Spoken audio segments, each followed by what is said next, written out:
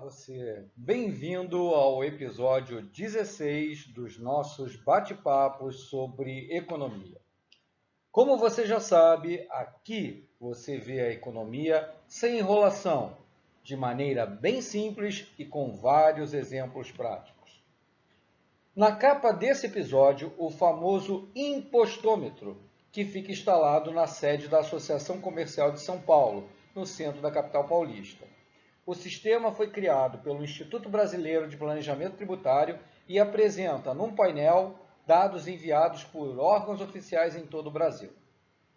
Neste episódio, vamos conversar sobre o ônus tributário e entender se quando os políticos populistas, esses que andam aí na campanha presidencial, falam em criar mais impostos para empresas e ricos e se isso realmente funciona. Se você está gostando de acompanhar nossas conversas, deixa aqui embaixo o seu like, compartilhe o vídeo e clique no sininho para receber o aviso dos próximos episódios. Meu nome é Luiz Azevedo e espero que você goste desse episódio. No episódio anterior, conversamos sobre o conceito de receita e a influência da elasticidade. Nesse episódio, vamos explorar o conceito de imposto ou ônus tributário e a sua relação com a elasticidade preço da demanda. Voltamos então à pergunta central desse episódio.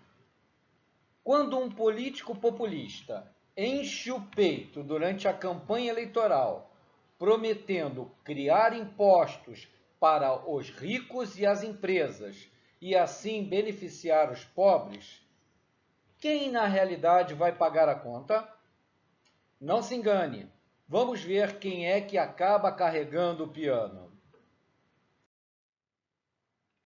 Para quem não entendeu a pergunta, nós vamos então desenhá-la. Quem vai pagar o ônus tributário? Tá aí, vamos ver.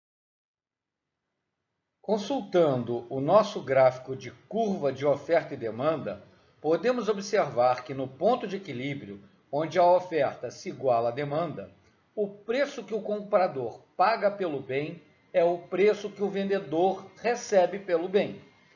Esse é o conceito teórico do mercado completamente livre, onde não existe o Estado cobrando impostos.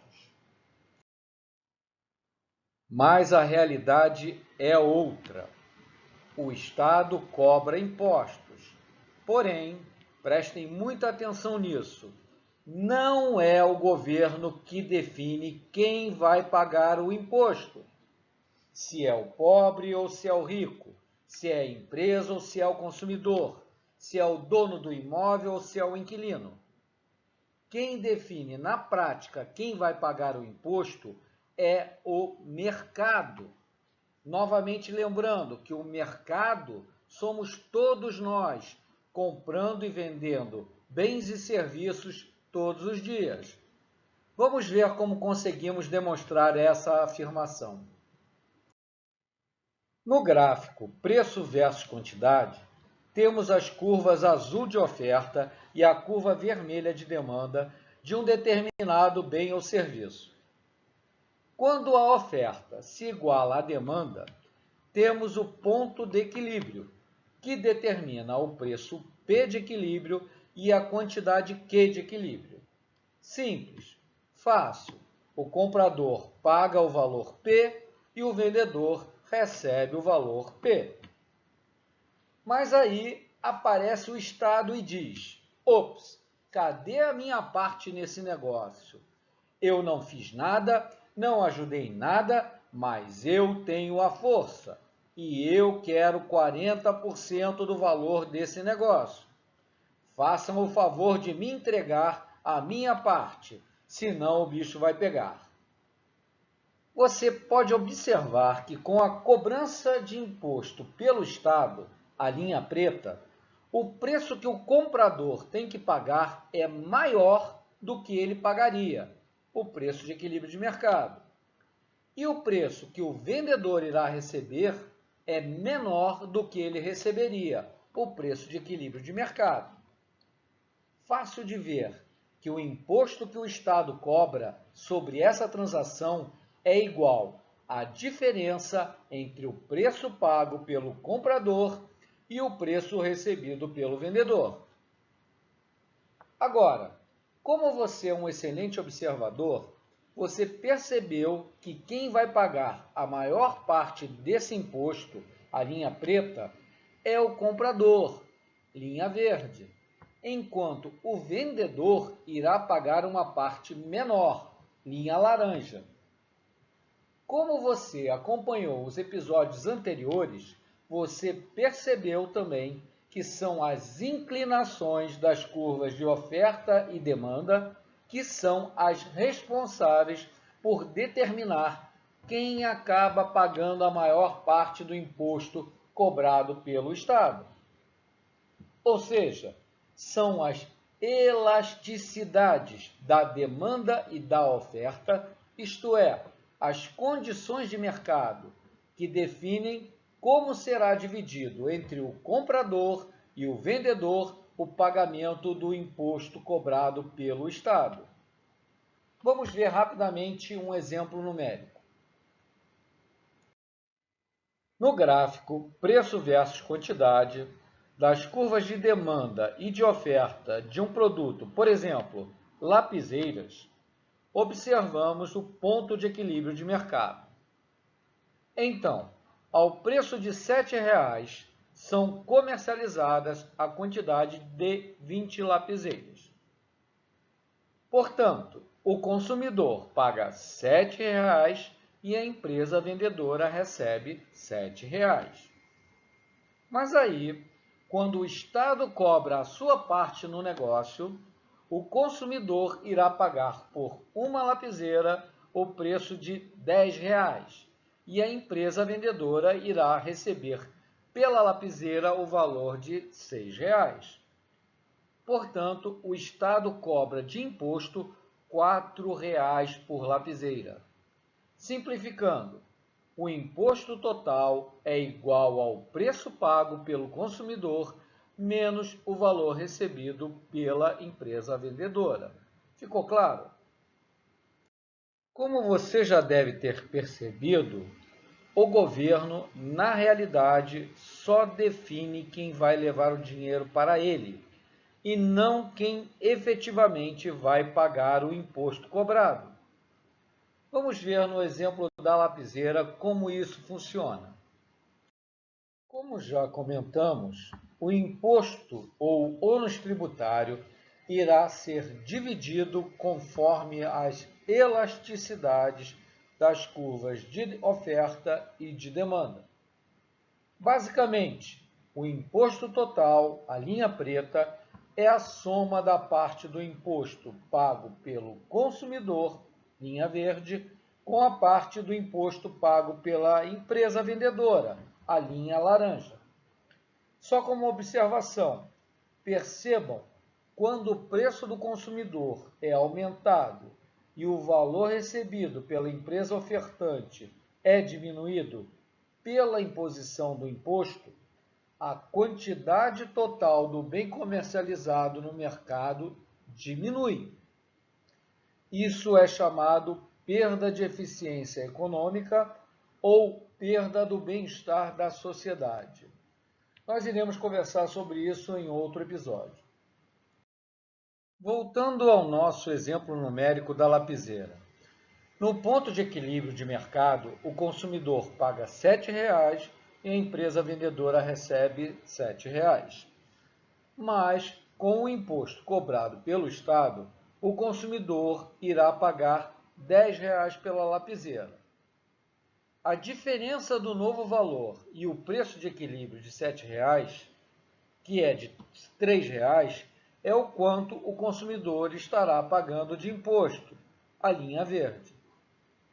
Do outro lado, a empresa vendedora, com a cobrança do imposto pelo Estado, ao invés de receber R$ 7,00 pela lapiseira, irá receber apenas R$ 6,00, ou seja, uma diferença de R$ 1,00, que é quanto a empresa vendedora estará pagando de imposto, linha laranja. Portanto, do total de imposto pago ao Estado de R$ 4,00, devido às diferentes elasticidades das curvas de oferta e demanda, o consumidor, que tem a demanda menos elástica, irá pagar a maior parte do imposto, ou seja, R$ 3,00, enquanto a empresa vendedora, oferta mais elástica, irá pagar a menor parte do imposto, ou o R$ 1,00. Conclusão: nesse exemplo da lapiseira, quem irá levar o dinheiro do imposto para o Estado, ou, em termos técnicos, recolher o imposto, será a empresa vendedora. Porém, dos R$ 4,00 de imposto, quem pagará a maior parte, R$ 3,00, será o consumidor, e a empresa pagará a menor parte de R$ 1,00. O governo só escolhe quem irá levar o dinheiro para ele, mas quem define quem irá pagar o imposto são as condições de mercado, ou seja, as relações entre a oferta e a demanda. Agora que você já compreendeu o conceito básico da repartição do ônus tributário, vamos ver alguns exemplos práticos. Vamos começar com o exemplo que vimos em episódios anteriores, o medicamento para câncer. Esse produto, como já conversamos antes, apresenta demanda inelástica, isto é, um grande aumento de preço causa uma muito pequena redução na quantidade demandada. Vamos ver. Aí vem aquele político populista no horário nobre do Jornal da Bobo e enche a boca para dizer que as empresas farmacêuticas malvadonas que produzem remédios oncológicos têm muito lucro e que o governo irá aumentar os impostos sobre os lucros dessas empresas. E o político populista complementa ainda com peito estufado que com esse aumento de impostos o governo irá investir na construção de novos hospitais, distribuição gratuita de remédios, na melhoria da saúde. E com isso, o Estado bonzinho estará melhorando muito a vida do povo. Será que é assim mesmo? A segunda parte do discurso você já sabe que é mentira. Os hospitais públicos existentes estão caindo aos pedaços, sem manutenção, sem materiais básicos. Já sobre a distribuição de remédios, primeiro que não é gratuita. O governo, através de licitações viciadas, recheadas de comissões e propinas, paga um valor absurdo para adquirir uma quantidade de medicamento. E essa distribuição também só funciona por algum tempo, né? Depois começam a faltar em todos os hospitais públicos por falta de reposição de estoques. Agora, aqui vamos focar em analisar a primeira parte do discurso. Quem realmente pagará esse aumento de impostos sobre o lucro das empresas farmacêuticas? Dúvida? No gráfico preço versus quantidade, vemos a curva azul de oferta pouco inclinada e elástica e vemos a curva vermelha de demanda por remédios oncológicos, que é bastante inclinada ou inelástica. E vemos também o ponto de equilíbrio de mercado. Fácil de observar que o imposto total, linha preta, é a soma da parte do imposto pago pelo consumidor, linha verde, mais a parte do imposto pago pela empresa vendedora, linha amarela. E como a demanda por medicamentos para tratamento de câncer é inelástica, podemos observar que a maior parte do imposto ou ônus tributário recai sobre o consumidor. Portanto, se o governo aumenta o imposto sobre o lucro da empresa farmacêutica que vende o remédio oncológico, quem acaba pagando a maior parte desse aumento é o próprio consumidor. Muito, mas muito diferente do que afirma ou que afirmam os políticos populistas e canalhas. Para dar um melhor entendimento, vamos colocar alguns números nesse exemplo do medicamento oncológico. Então, digamos que no ponto de equilíbrio de mercado, para o preço de equilíbrio de R$ 70 por caixa de medicamento, são comercializados por mês 100 caixas. Então, quando o governo estabelece um aumento no imposto sobre o lucro da empresa farmacêutica, o novo preço ao consumidor será de R$ 100. Então, o consumidor irá pagar a mais R$ 30 relativo ao novo imposto. Já a empresa farmacêutica, ao invés de receber o valor de equilíbrio de R$ 70 por caixa, irá, com esse aumento de imposto, receber só R$ 60. Consequentemente, a empresa farmacêutica irá pagar mais R$ 10 relativos a esse novo imposto. Portanto, do imposto total de R$ 40 por caixa de remédio, relativo ao aumento da taxação do lucro da empresa farmacêutica, o consumidor estará pagando mais R$ 30 por caixa, ou 75% do novo imposto, e a empresa pagará mais R$ 10 por caixa, ou 25% desse novo imposto. Acredito que você tenha compreendido quanto é safado e enganoso esse tipo de proposta de políticos populistas e canalhas. Outra proposta dos políticos populistas é dizer que vão aumentar os impostos para os ricos e assim o governo terá mais dinheiro para fazer programas sociais. A respeito da falácia dos resultados reais do aumento dos impostos sobre o patrimônio ou renda dos milionários, iremos conversar sobre isso em um episódio específico. Mas só dando um spoiler, na França, durante o governo do socialista François Hollande, de 2012 a 2017, que implantou uma medida desse tipo, gerou foi a imigração de milionários franceses pedindo cidadania australiana e russa. Bem interessante, né? Mas nesse episódio vamos analisar o aumento de impostos sobre os chamados bens de alto luxo, que são consumidos pelos muito ricos.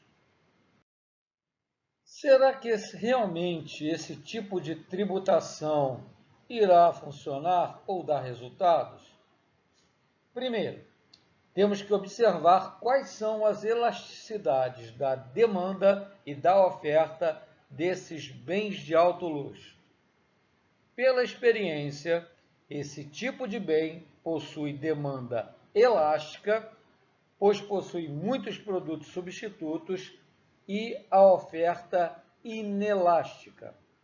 Calma, galera, nós vamos tentar explicar isso adiante. No gráfico preço versus quantidade, vemos a curva azul de oferta bastante inclinada, isto é, inelástica. Vemos a curva vermelha de demanda, que tem baixa inclinação, isto é, elástica. Vemos o ponto de equilíbrio de mercado. Fácil de observar que, nesse caso, a parte do imposto pago pela empresa, linha laranja, é muito maior do que a parte do imposto pago pelo consumidor rico, a linha verde. A linha preta, que é o imposto total, é a soma das duas partes. Um exemplo real. Para aumentar a taxação sobre os muito ricos, foi aprovado em 1990 pelo Congresso americano um aumento dos impostos sobre bens suntuosos ou bens de alto luxo, tipo iates, jatos executivos, relógio Rolex, carro esportivo importado, etc. Porém, 3 anos depois, isto é, em 1993, o mesmo Congresso americano voltou atrás e reviu essas taxações.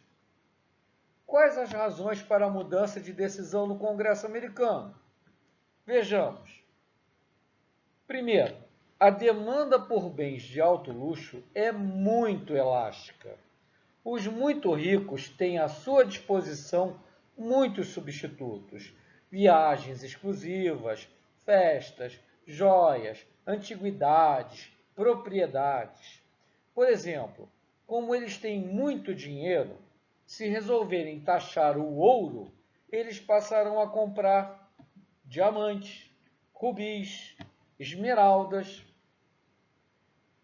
Segundo ponto, na fabricação dos bens suntuosos, a oferta é muito pouco elástica ou praticamente inelástica, pois quem fabrica iates de luxo, por exemplo, tem poucos clientes, além de ser muito difícil mudar esse tipo de fábrica. Consequências pela redução da demanda, os vendedores, das empresas de bens de alto luxo têm uma redução na comissão que eles ganham. Os trabalhadores têm uma redução dos salários que eles ganhavam anteriormente. Várias empresas fabricantes de bens de alto luxo fecharam. Trabalhadores foram demitidos, além de fornecedores que tiveram prejuízos pela falta de pagamento. Nos comentários desse vídeo, tem vários artigos sobre esse fato específico. Portanto, quem sofreu o ônus tributário não foram os ricos, e sim os trabalhadores. Deu para entender? Colocando alguns valores no gráfico para melhor entendimento. Por exemplo, um iate que tenha um preço no ponto de equilíbrio de 2 milhões de dólares, quando o governo aumenta o imposto para bens suntuosos, o consumidor rico terá que pagar 2,2 milhões de dólares, isto é, 200 mil dólares a mais relativo ao aumento do imposto. Já o fabricante do iate de luxo, que no equilíbrio de mercado recebia pela venda 2 milhões de dólares, passa a receber menos, ou 1,5 milhão de dólares, isto é, 500 mil dólares relativos ao aumento do imposto. Então, dos 700 mil dólares de imposto cobrado, a empresa paga 500 mil, ou seja, 71% do total. Portanto, desmontamos, com a ajuda dos fundamentos econômicos, mais uma canalice do discurso e das promessas dos políticos populistas.